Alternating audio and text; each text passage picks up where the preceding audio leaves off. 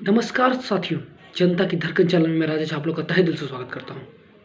साथियों, आज मैं बात करने वाला हूं कारोबारी घरानों का बैंकिंग में प्रवेश। इससे क्या-क्या बातें हो सकती है, उस मुद्दा पे आज हम बात करने वाले हैं। साथियों, भारतीय रिजर्व बैंक का 10 लाख फॉलोअर्स हो चुके हैं, जिसने पूरे विश्व में तहलका मचा दिया है। इसके साथ ही भारतीय रिजर्व बैंक के एक कोर कमेटी पर की रिपोर्ट पर सहमति बनी है, जिसमें भारतीय कारोबारी घराना जो हैं उनको भी बैंक खोलने की आज़ादी दी जा रही है। अब जितने भी अंबानी, अडानी, बिरला जितने भी हैं सब बैंक खोल सकते हैं।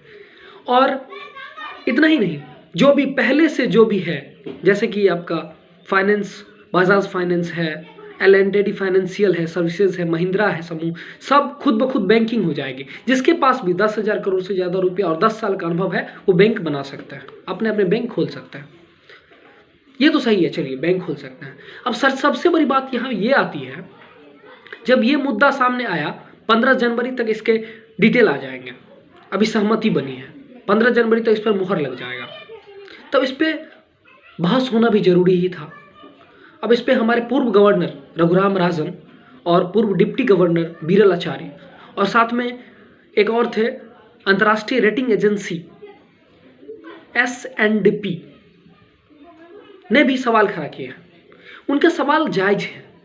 उनके सवाल ये हैं कि अमूमन कारोबारी घरानों को हमेशा कर्ज की ज़रूरत पड़ती है, तो जब वो कर्ज ले लेंगे और जब वो बैंकों को पैसे रिटर्न नहीं करेंगे और वो खुद मालिक होंगे तो उनसे कर्ज वसूलेगा कौन? तब तो पैसे जो नष्ट हो गए उसका कर्ज वसूलेगा कौन?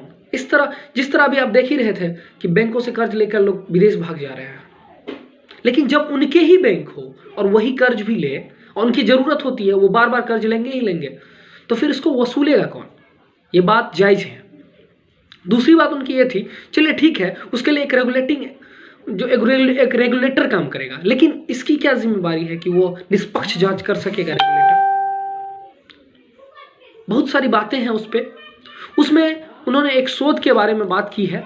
बैंक अधिकारियों के संगठन AIBOC के पूर्व महासचिव थॉमस फ्रैंको बताते हैं कि रिजर्व बैंक 1992 से ही बैंक लाइसेंस की जो ढील है वो लगातार देती जा रही थी, जिसके कारण तब से आज तक जिन 10 बैंकों को लाइसेंस मिले उनमें से 4 अब अस्तित्व में नहीं है, सिर्फ 6 ही अस्तित्व में है।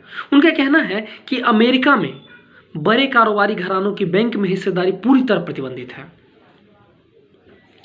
पिछले साल बैंकों के राष्ट्रीयकरण की स्वर्ण जयंती मनाई गई थी। 1969 में इंदिरा गांधी सरकार ने 14 बैंकों का राष्ट्रीयकरण किया तथा इन बैंकों के पास देश की जनता का 85% से ज्यादा पैसा जमा था। उस समय सरकार को एक डर था और एक शिकायत थी। डर यह था कि बड़ी सेठों के ये बैंक जनता की जमा की गई रकम उन्हीं सेठों के दूसरे कारोबारों में लगाने के लिए बेरोक टोक कर्ज दे सकते थे, लेकिन वहीं गरीब किसानों को वो कर्ज देने से हिचकिचाते थे और इससे क्या होता था कि पैसे डूबने के चांस ज्यादा होते थे। हालांकि आज़ादी के बाद 1949 में ही सरकार बैंकिंग कारोबार को नियंत्रित करने का कानून ले आई। फिर भी 1951 से 1968 तक के आंकड़े बहुत ही चिंताजनक थे। इस दौरान बैंकों के निजी व्यापार और बड़े उद्योगों को दिया जाने वाला कर्ज करीब करीब दुगुना हो गया था। अब आप सोच सकते हैं, बैंकों से दिए जाने वाले कुल कर्ज में इसका हिस्सा 34% से बढ़कर 68% तक पहुंच गया था, जबकि खेती को मिला सिर्फ 2%। अब आप सोच सकते हैं, सरकार का तर्क था कि बैंक अपनी सामाजिक जिम्मेवारी निभाने में नाकाम रहे और इसकी सजा के तौर पर ही उसकी कमान ले ली गई। 1980 में 6 और बैंकों का भी राष्ट्रीयकरण किया गया। पिछले कुछ वर्षों में बैंक के कर्ज डूब जाने के कारण लगातार ये सुर्खियों में है कि बैंकों के कर्ज डूब गए। अनुमान है कि लगभग 10 लाख करोड़ रुपए के कर्ज अभी भी डूब गए हैं, अधर में है, पता ही नहीं है कहाँ है।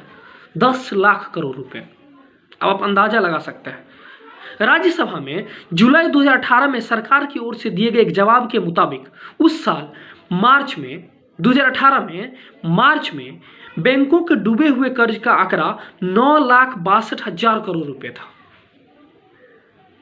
इसमें से 73.2% यानी 7 लाख करोड़ से बड़ी रकम उद्योगों को दिया जाने वाला कर्ज था। अब आप सोच सकते हैं कि कर्ज जा कहां रहा है। ऐसे में अब अगर इन्हीं को बैंक खोलने की इजाजत मिल गई तो क्या होगा, सोचना मुश्किल है। राजन, हमारे रघुराम राजन जी और विरल आचार्य का एक तर्क यह भी है कि इससे कुछ बड़े व्यापारी घरानों की ताकत बहुत बढ़ जाएगी, पैसों की ताकत भी और राजनीति पर असर डालने की भी। अभी भी आप देख ही रहे हैं कि पूंजीपतियों के हाथ में ही राजनेता उनकी कठपुतली बन चुके हैं। दूर जाने की जरूरत नहीं है, आपको पता ही है। डर यह भी है कि कर्ज में डूबे हुए राजनीतिक रसूख वाले व्यापारियों को बैंक का लाइसेंस हासिल करने की जरूरत भी ज्यादा होगी और उसके लिए शायद यह आसान भी हो जाए। कुछ ही साल पहले 2 ऐसे उद्योगपति अपने बैंक खोलने की राह पर काफी आगे बढ़ चुके दिख रहे थे, अब देख ही चुके हैं, जो आज दिवालिया हो चुके हैं। यह सवाल इसलिए भी महत्वपूर्ण हो जाता है कि आजादी के बाद से अब तक भारत में कोई भी शेड्यूल कमर्शियल बैंक डूबा नहीं है। अंत में खातेदारों की मदद के नाम पर भरवाई की जिम्मेदारी सरकारी खजाने या करदाताओं की ही होती है। अब आप सोच सकते हैं, बैंक डूब जाएगा लेकिन देगा पैसा कौन? सरकार। वो पैसा कहां से आएगी? जनता की। इसलिए जरूरी यह है कि ना सिर्फ बैंक से जुड़े लोग, बैंकों के कर्मचारी और अफसर या खातेदार, बल्कि देश के सभी लोग इस मामले की गंभीरता को समझे। अब सोचिए, आपको इस मामले की गंभीरता को समझना ही होगा और सरकार पर दबाव बनाए कि इस मामले में दुर्घटना से देर भली वाली नीति ही बेहतर है। क्योंकि हम ऐसा कदम क्यों उठाएं ताकि हमको दुर्घटना का सामना करना पड़े? सरकार को इसमें विचार करना चाहिए। वरना दुष्यंत कुमार ने ठीक ही कहा है, दुकानदार तो मेले में लुट गए यारो, दुकानदार तो मेलों में लुट गए यारो, तमाशबीन दुकानें लगा के बैठ गए, तमाशबीन दुकानें लगा के बैठ गए। इसलिए मैं बार बार कहता हूं कि आप लोग हर एक चीज़ों को गौर से देखिए। इसमें भी लोग खुद से कुछ बोलने लगेंगे, अरे यार जो सही है उस पर सही जाओ ना, क्या दिक्कत है तुमको? जय हिंद।